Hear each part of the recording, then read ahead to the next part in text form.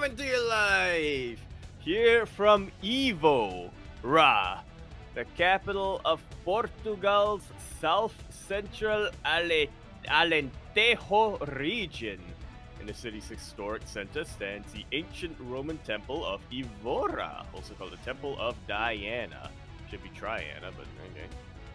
Here we are today with day number 3, group number C of the StarCraft Evolution League. I'm, of course, your host, Yaku of the Zaku, and with me today is La Mariposa Espacial que hace muchos pastelas. Light _ VIP. How we doing, Light? What's up, Yaku? It is great to be back once again, as you said, with the third group of the SEL Full Championship. We did take, in a way, a day break. We covered Group A, Group B last night. We were live with the Pondcast to kind of break up the groups here of the SEL Full Championship. But now we are back with group number C, as you said. Number C. I did say that, I don't remember. Yeah, we needed a little bit of a break, a one-day break, so that, our minds don't get broken by especially today, as we're getting into a little bit more of a Terran-dominated group here, and so we didn't want our minds broken by all the lockdowns. Oh yeah, exactly. I mean, we may just still see it. We'll see what the group does entail. I would also ask you, Yaku, if you could check your mic. You sound a little bit further away than usual. But maybe.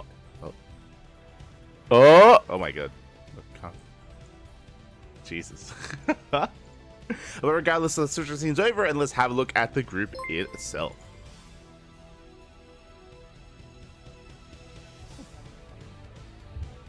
As we go over the group stage here, we have our 4 players. We have Skillus versus the SEC, and we have Spirit versus 3 Point. Oh, if you're... I don't know what you did, Yaku, but now you're muted.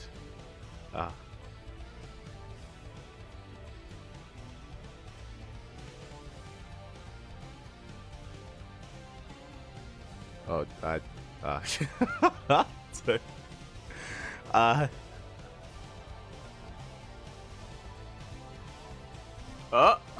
well, you're back. You're back. Yes. Okay. You're back. Discord got disabled my mic for some reason. For good reason, probably. Oh, good. Okay, you sound better. You sound better. Oh, good. But yes, we are going to be entering Group C. We have our 4 players here tonight. As you did mention, this time for Group C, we have 2 Terrans. So we will have a TVT at some point, or potentially. I guess there's a world where we don't actually see a TVT between these players. Yeah. That's the best timeline. Okay. Potentially. Potentially. Yeah, I haven't been able to witness a TVT between StarCraft 2 Terran and Brute War Terran yet. I'm not sure if I want to know or if I would prefer to find out. Do they last longer or shorter than the typical StarCraft 2 TVT or Brute War TVT? My God. I would say that it's shorter than SE2. I think I would say it's shorter than SE2 TVT, but I don't think I've casted enough of it to be fair. Like, I definitely casted some Terran versus Terran, but I don't think I've seen enough of it to really fully commit one way or another. Yeah. We need some more TVT in our lives. So what you're saying is we need 2 TVTs tonight? No, that's not possible. Never mind. The most we can get tonight is going to be 1, isn't it? Yeah, I think that's how the math would work. But regardless, we have our 4 players. Again, as a reminder, this is a GSL group format, so 4 players enter and only 2 will make it through into the main event. We've already wrapped up 2 of these groups, and now we have 2 groups left. Here we go. As we have our first series here, it is going to be Skillus versus the STC. Now, we have casted Skillus in StarCraft Evolution in the past. He has been semi-active when it comes to the bi-weekly Open Cup, so Skillus, he is somewhat familiar with this. Likewise, the SEC, I believe, has been also competing quite a bit as well, or at least playing customs. He has been enamored by this game mode and has even opted to cast.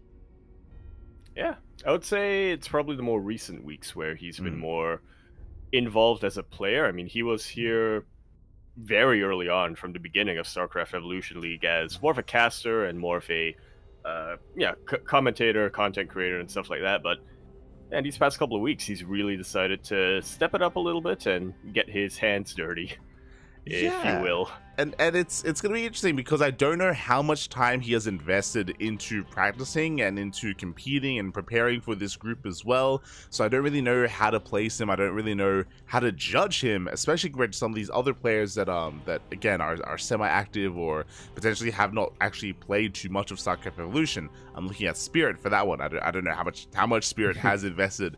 But when it comes to the group stage overall, 3 is going to be the heavy favorite. He should be the one to make it out in first place. He is a many-time SEL bi-weekly Open Cup champion. He's won many of those Open Cups for good reason. Yeah. I think in our previous two groups, my own predictions were not entirely 100%. Didn't 100% come to pass. I remember in Group A, I wasn't really expecting Kiwion to make it through as opposed to, was it Rebellion, if I remember correctly? Or was it Lunacy? Yeah, he came out over Rebellion, yeah.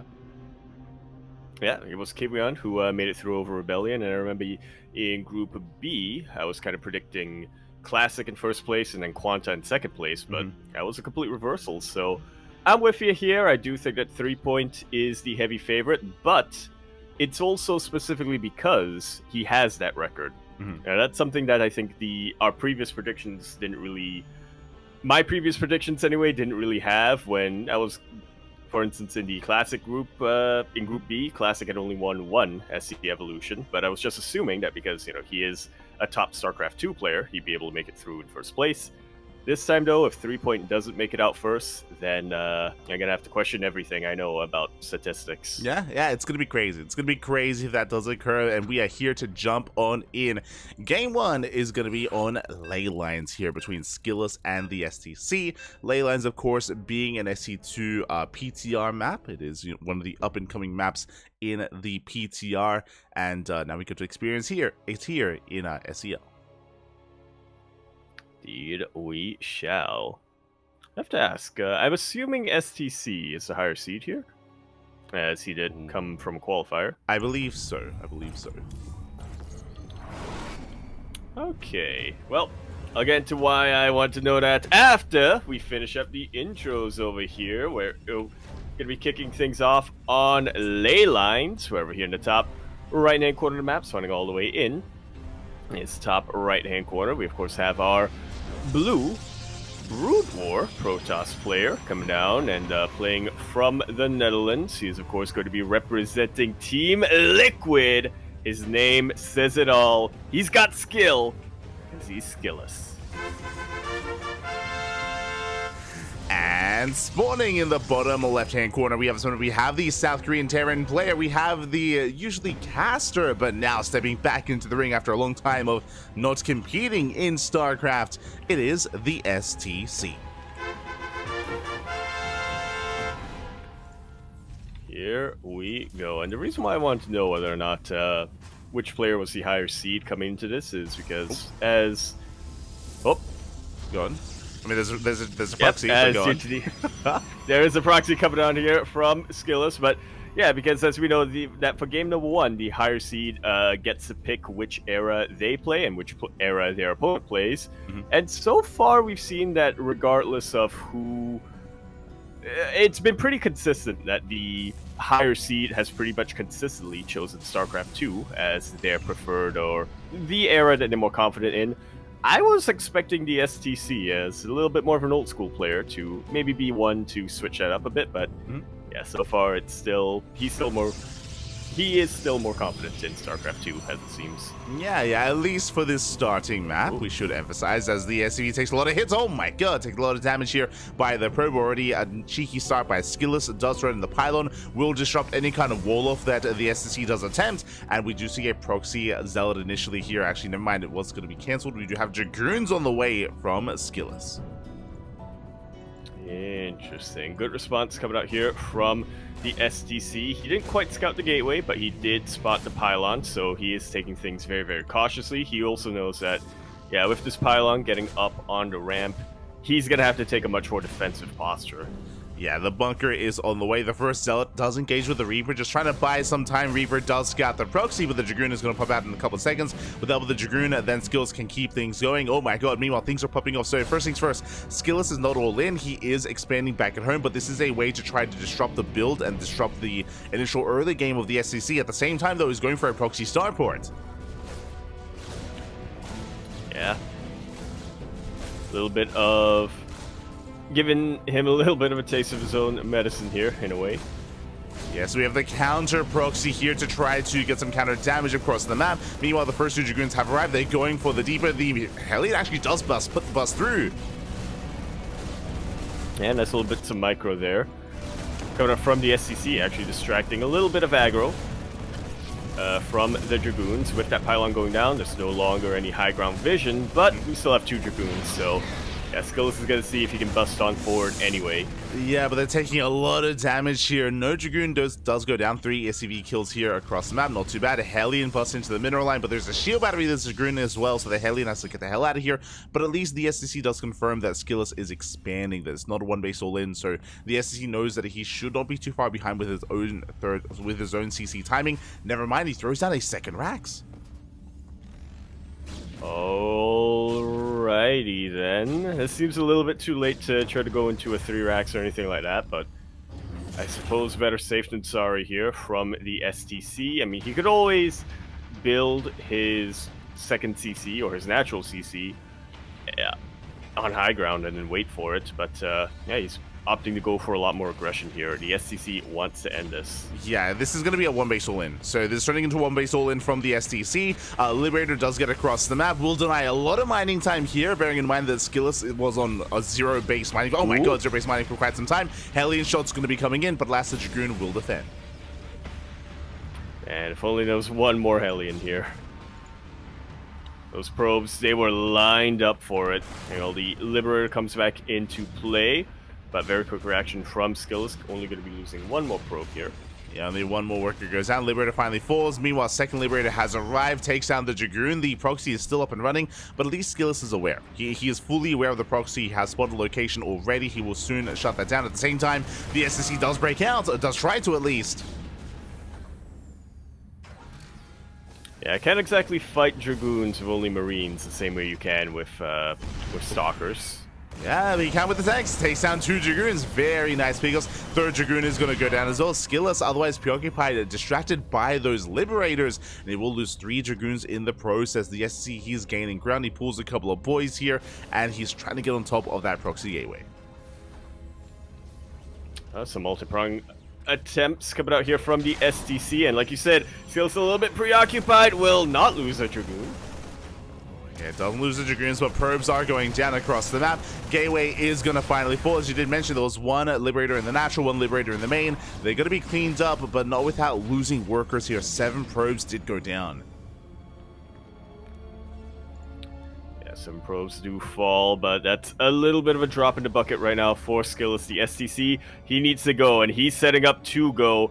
3 tanks already prepared, a whole bunch of Marines, and even 3 SCVs to build bunkers. Yeah, exactly. Again, it is a complete all-in here from the STC. Is moving out across the map. There is a shuttle that's coming in to, I imagine, reinforce or to try to save and juggle some units. But the SC has to be, sorry, I should say, Skills has to be so careful to be called out. Up, like so.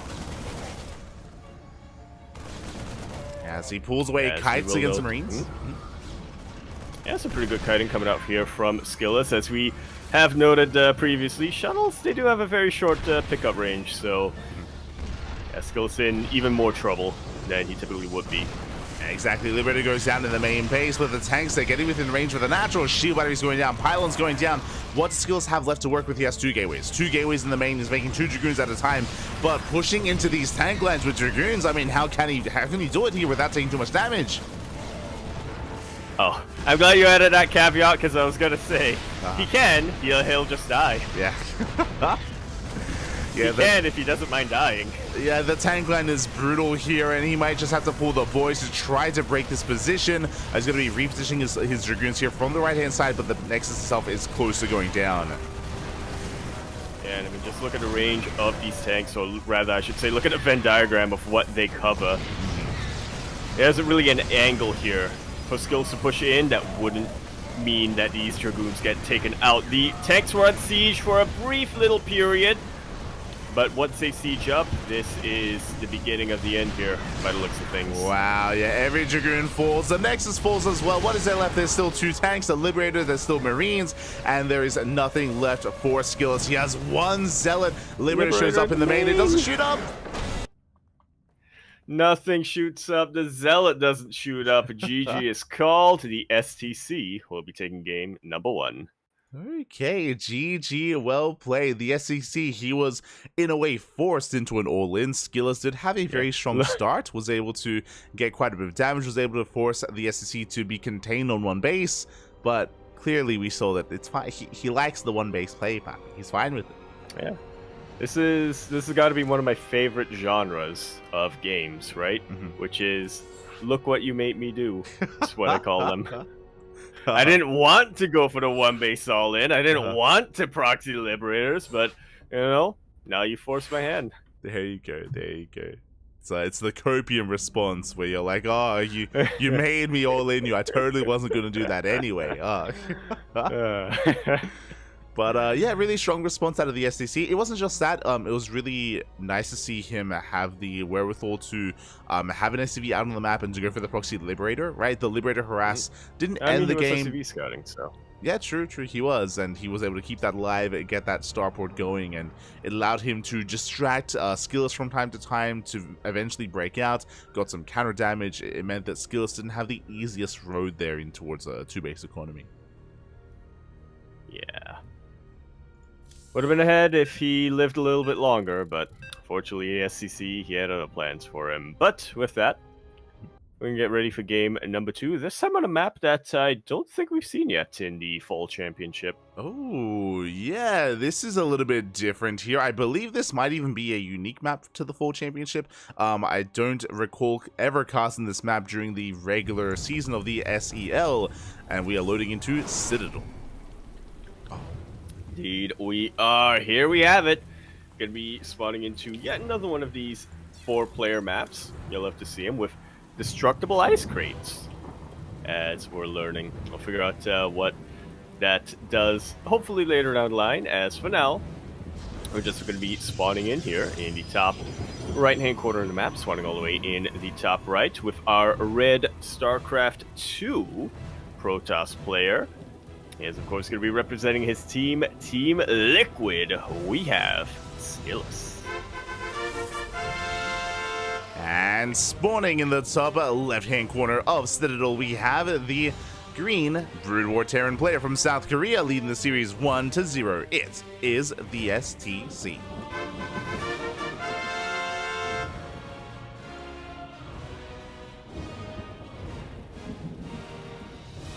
And once again, we do have a 4-player spawn map, so we can see Skillous. He scouts bottom right, he's scouting bottom left. He will eventually determine where exactly the SCC is, but it's going to be a bit of a later scout here from Skillous. Meanwhile, the SCC, no fear, no care in the world, not a single SCV out on the map. Yeah, he knows. He knows that the onus is on Skillous to push into him. And all his lockdowns and tanks. And this is such a unique feature here of the map, Yaku, is that, I don't know if you noticed, but there's a lot of ramps, but they're like, in a way, like reverse ramps. Yeah, like speed bumps. Yeah, where because of how the ramps are, because the ramps are like 1 hex large, it's like these little hills. Wide, yeah, which means you don't have like the high ground advantage that you otherwise usually would have. Like it's yeah. They almost use like a cycle. Exactly. They feel a bit more like sight blockers, or again, they just remind me of speed bumps on a road. Yeah. You can even see it when the SCV moves over a little, just up, down. And I'm pretty sure you can siege units on it, but again, it's just a very thin like strip of high ground there. So just something very unique here. Again, like as we were alluding to, it also means it's harder to kind of like scout over it without scanning ahead of time or having a unit over it. You know what? It's actually almost like shrubbery in a way. Yeah, true. It is like shrubbery that you can you have to climb on top of? Question mark? Yeah. It's like an alternate shrubbery. True. There are some slightly different features here and there on it, but yeah, that's definitely a way to put it. So yeah, once again, just something unique that we don't see in StarCraft 2. we just don't see it. Yeah. That we do not. Another thing is, I mean, I clicked out of it after it came in, but apparently there are ice blocks somewhere that are like Zerg eggs. Yeah, I have yet to properly come across them yet. I mean, there are rocks that are covering the Zelnaga towers. As you can see, there are 4 Zelnaga towers throughout the map, but you do have to knock down those rocks to actually gain access to them. The other really interesting thing here is the fact that, on the one hand, yes, this is like shrubbery, but I don't think we've ever had a situation like this where we have shrubbery at the entrance to the main. Right, as you can see here, like that, there's that little speed bump at the entrance. And you can see here, actually, there are Protoss crates on the ramp as well. There are. So yeah, that's just... You can destroy them. Yeah, they are destructible. So you can open up the choke point there, I should say, as the game does progress. But and that, I imagine does it lower the speed bump? I don't think so. I think it just widens it. Ah. Yeah. That would have been cool. So yeah, just really, then really... Protoss can finally have a door. True, but really interesting. Meanwhile, we just see Skillus is going 3-gate blink. 3-gate blink Stalkers, a 4th gateway is on the way. Hyper aggression here from Skillus. He's moving out with the Stalkers. At the same time, the SSE does go for a Vulture drop into the main. Yeah, both players could be losing units here, but who's gonna come out better is, as always, the main question. Spider-Man research just finished up. A couple of them gonna try to land, gonna try to connect. A couple of them do burrow. Yeah, they do burrow in the main base at the same time. Stalker across the map gets surrounded. Blink is not yet done. Stalkers are going down. So far, it looks like all probes have fallen here. Oh, God. Yeah, the Vultures trying to drop their mines wherever they can, and one of them will burrow and will connect with the Stalkers, and with that, it looks like the Skillus has been weakened enough that I don't think that the drop will really continue. Meanwhile, or the aggression will really continue. Meanwhile, the SEC, his Vultures also got cleaned up on the other side of the map, but he did get a few more worker kills. You did get extra worker kills. Meanwhile, there's one Vulture still alive. It gets dropped into the main base. There are some of those Widow Mines or some of those Spider Mines that can be utilized here. You can try to drag the army within range as the Spider Man does burrow in. Oh. And not quite in range of any probes, unfortunately. Yeah, not quite. But you know what? One false move. Yeah, true. He has to be so careful with his army movements. Meanwhile, it looks like Siege Mode has been researched, and the SCC against Protoss is embracing mech. Something that we've yet to see here in the SEL 4 Championship. Yeah, not quite yet, but something that I think is probably more viable with the Brute War kit than with the StarCraft 2 kit. Yeah, for sure. The Vulture just adds so much more utility here early on with the Spider Mines with their mobility as well. Meanwhile, we do get a drop into the main. Blink is now done. We have 4 Stalkers, and they're going for the SCVs. Opting for the SCVs and really staking their claim behind this side of the map. STC, a little bit of a late reaction. Yeah, late reaction here. 6 SCVs is going to be going down. Very nice damage here by Skillus. The tank's going to be sieging up, and finally the SCC will defend, but as the dust does settle, Skillus will take a worker lead, and he's going for the 3rd. Yeah, pulling very far ahead here when it comes to the economy. He is up 11 workers, and like you mentioned, he's getting his 3rd base way quicker than the SCC will. That was quick. Yeah, it looks like there was a bit of a pause here. Skills, he is saturating that 3rd base, moving out with his Stalkers as well, and it's going to be on the SSC to try to slow down the aggression. That it will. Meanwhile, back in the main base, we do see Skillus trying to go in with another drop, but we already have a defensive setup coming in over here, and I didn't think we'd see it, Light. That's a floating eBay. That is a floating eBay. 1 tank goes down to the drop from Skillus, so very nice control from the Protoss player. Does lose 1 Stalker. At the same time, 4 more Stalkers hitting the front lines as well, and there were some buildings that were barely out of range of the tanks with Skillus. He is getting damage done at these fringe locations. As you did mention, yeah, it does make sense here when you're playing mech to have some kind of use for the eBay to morph it into essentially an Overlord. That's exactly how it functions over here. What are those cannons shooting at? Are the cannons in the background? Oh, are we like on like a space station? It seems like we are. Yeah. I mean, we're on a citadel. True. True. But they going ham. Oh my god. Yeah, it's just rapid fire. There's like a big they're cannon. shooting in different directions. Yeah, there's like a big cannon like further in. You see? It's like there is. Yeah. Yeah. And that one's moving around. It is. Ah, it's nice. Why do we have that? Yeah.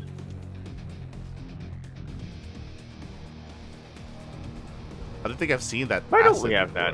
that? Yeah, on a like a ladder map. I mean, yeah, it's nice. It's nice. There's drop coming down. There's some zealots. Yeah, nice little zealot drop gets one tank. Oh. And meanwhile, the Stalkers will push in once again. Gonna be just trying to contain the STC on 2 bases for as long as possible. Well, Skillus, he's working on that 4th base. He's already teched up massively, getting Archons now. Yeah, Charger, Arc Goblin Stalker, very gateway heavy composition here for Skillus. He has not decided to take into Storm or anything like that, but really doesn't need to, not against this kind of army, as that is a lot of tanks. And we can even see the SEC kind of getting choked up here with some of his production. Is breaking through and is going to try to slowly expand and get a 3rd. Yeah. And he has high ground. He's got a tank on the speed bump. And you know what I just realized, Light, about these tanks? Yeah? They jiggle when they shoot. Yeah, because like the vibrations of the shot. Yeah, the force. Yeah, exactly. The momentum. Oh, here he goes. Vibranium, man. Yeah, Skillus, he does break in. Charge doesn't get on top of the tanks. That's what, 3, 4, 5 tanks go down. All the tanks go down. GG gets called. Skillus, he does break through. Not enough support, not enough of a buffer there for those tanks. And Skillus takes game number 2. GG. Very nicely done here. It seems that, while Brute War Mech may be a little bit more viable against StarCraft 2 Protoss and StarCraft 2 Mech is, it still doesn't help if you're on half the base count, if you have half the economy and you can't get any buffer for your tanks. Yeah, unfortunately, I did feel like the SSE went too heavy on the tanks there. As we see time and time again when it comes to mech, a buffer is quite important. Not just the vultures themselves, but the spider mines that they provide as well to try to have some kind of buffer zone to protect those tanks. We saw that there was none. We saw there were just very few vultures. Vulture production was beginning towards the end there, but it was a little bit too little too late, and we saw that Skillus was able to take full advantage of those exposed tanks. So very nice engage, and that takes us all the way to the ace match. Here we go, game number 3 of our best of 3. Yeah, we're going to be loading into Sylphid, another SC Evo map, another port from Brood War, and it is going to be a 3-player spawn map. Yeah, love to see it. There we go. But yeah, it was really cool to see, like the nice little addition there, nice little addition of just the vibrations, or just the impact of the tank shot on the tank itself. Yeah. Got assets. And speaking of assets, we're going to be loading in now onto Sylphid for our final map of this particular series, where we're here in the bottom right hand corner map, spawning all the way in the bottom right hand corner of the map, that map being Sylphid. It is the map that we are going to be loading into. We have our red StarCraft 2 Terran player coming out from the land of Korea. He is currently teamless, as he of course is a bit more focused on casting, on content creation, but as we've seen so far tonight, still very competitive. Let's see if he can keep that going. We have the STC. And spawning in the top left-hand corner, we have the blue Protoss player, the Brood War Protoss, representing Team Liquid. It is Skillus.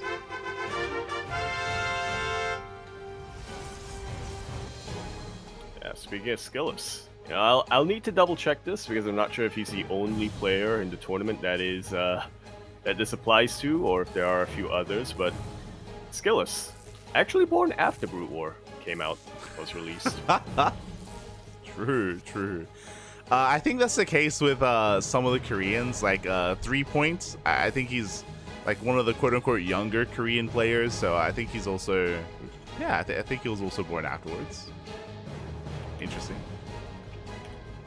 Yeah, I have to check with Rebellion if that was the case with him as well.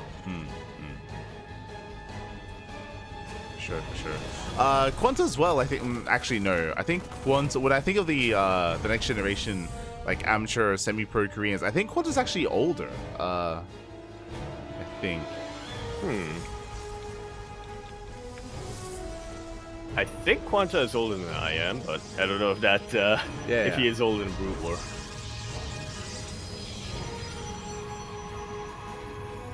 Never mind, it doesn't say on the Wikipedia. Never mind. Okay. But regardless, we are going to be getting into our natural base. Skillus is going to be getting into his opener. He also was the first to scout his opponent, is fully aware of the SC is. Likewise, SC also scouts Skillus as well. Yeah. Both guessed correctly.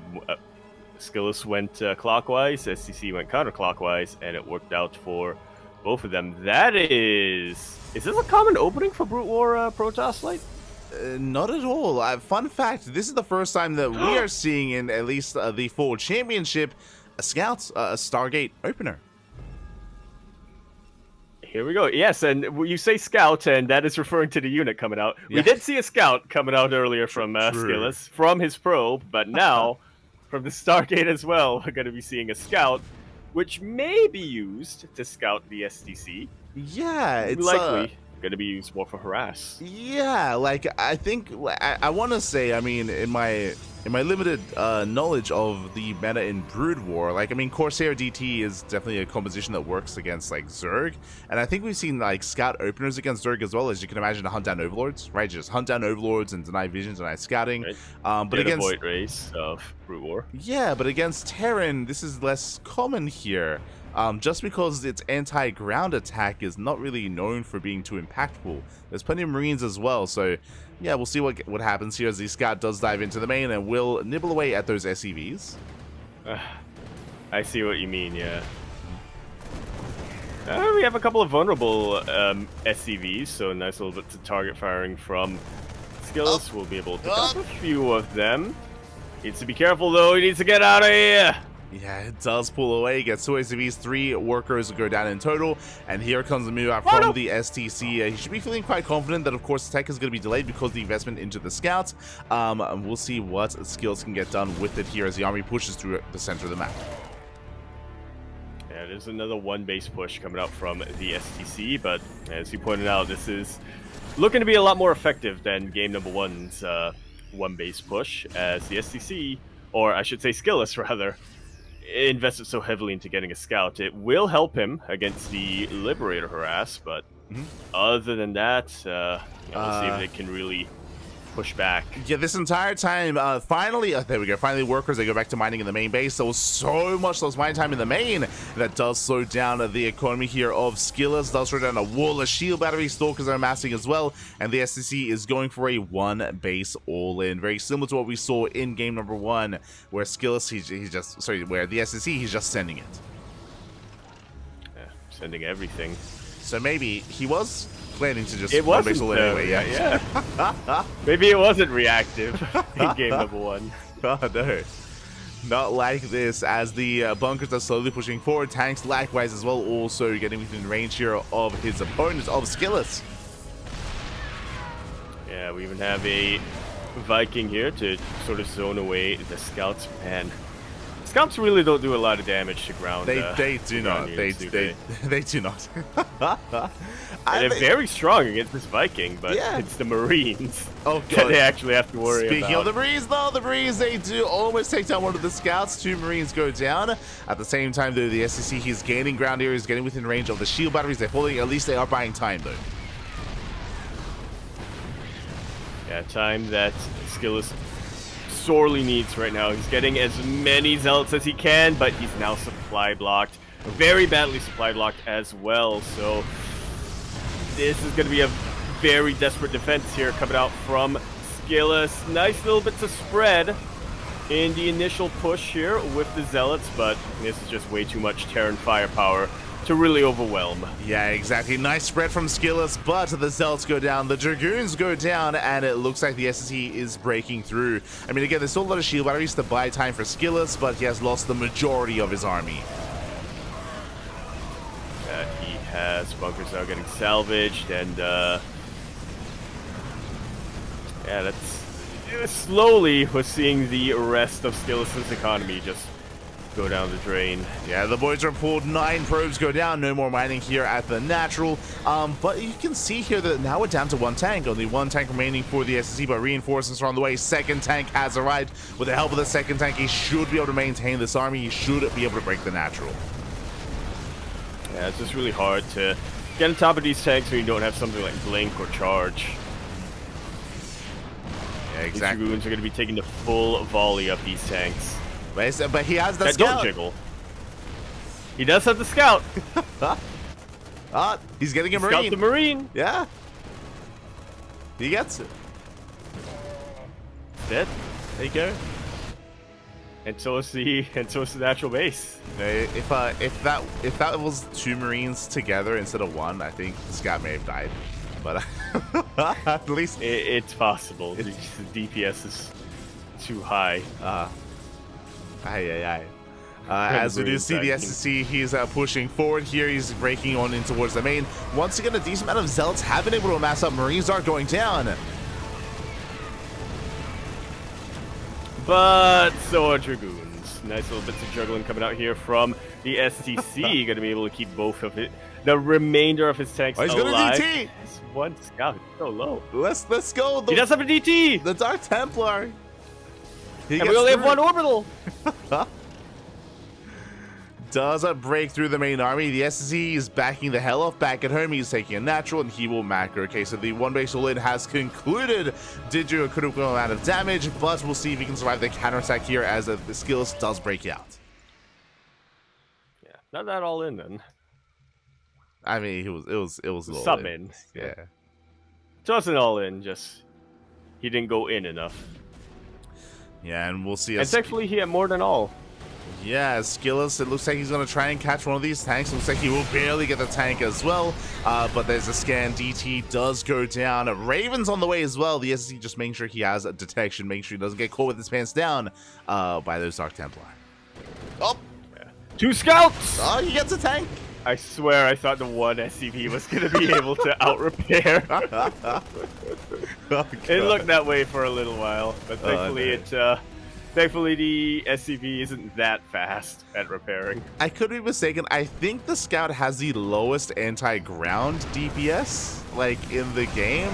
At least when it comes to other air units. Like, I think it's lower than Wraiths. It's obviously lower than, like, Banshees and units like that. It's, yeah, it's... I mean, you know, he's in the main, though. I mean, it's part of the main. It's part of the name, right? It's just that a Scout. Is it... I don't know the math here. Is the DPS, the anti-ground DPS of a Scout, lower than a Sentry's DPS? It can't be. Sentries are pretty good. They are good. They're pretty powerful. Their DPS, I mean. Yeah, especially in PvP. Like PvP DPS, true. Like it actually does damage, but against other units, though, not so sure. Against health as opposed to just shields, yeah. Rob, Fear Dragon, get on that. It's at least higher than a High Templar auto attack. Yeah? Yeah. Yeah, because I think the Scout shoots faster, so the DPS itself goes higher. The attack, the single attack though, that one I'm not so sure. I'm not sure. I'm not so sure about that either. I didn't. I think it's higher. Regardless, the SSC does move out. This time with on two bases. This time he's got an economy behind himself. He's got a massive amount of Marines. He's got tanks. He has stim, combat shields. He has upgrades. Likewise, Skillus in a couple of seconds will have Storm, and if he can land the most perfect storms, then maybe he can hold on. But that's all he has. High Templar. Oh no! And High Templar are moving forward. They don't have an attack. Broom or High Templar don't have an attack, and so they will just Yeah, marching to their deaths. GG is called. The STC gonna be taking that series 2-1.